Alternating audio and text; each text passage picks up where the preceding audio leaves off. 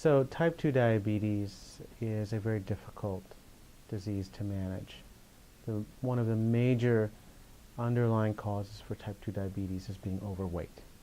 And in fact, it's the strongest predictor of developing type 2 diabetes. So in this study from the Cleveland Clinic, what they did is look at people, 150 individuals, who had very severe type 2 diabetes.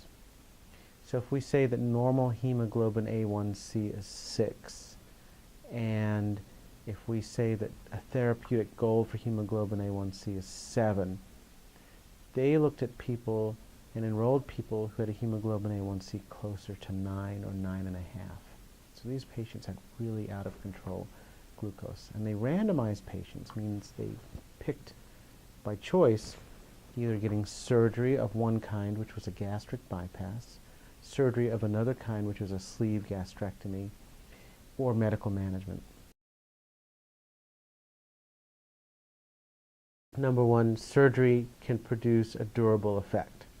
That's important. And that glucose can be normalized in up to a third of patients with coming off all medications.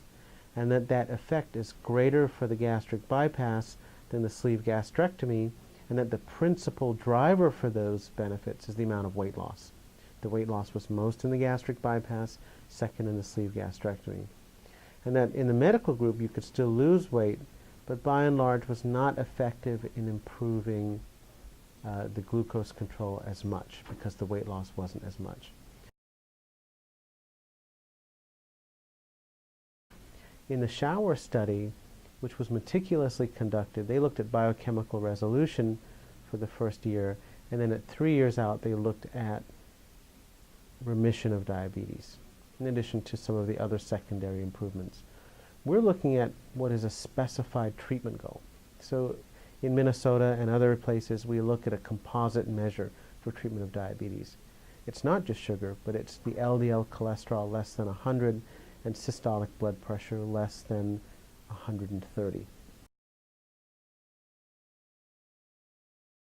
In addition to having an endpoint that everybody could sort of rally around, which was that composite endpoint of those 3 markers that every diabetic should know, we wanted a lot of weight loss. So we wanted to get at least 7% or 8%. In the shower study, they had good weight loss of 4%, but most people that are involved in weight management trials would like to see something closer to 7 or 8% weight loss before they can really start to meaningfully extract some of that data. But what they want to really show is that mortality is reduced. And we just need longer term data from a study like this to be able to tell that.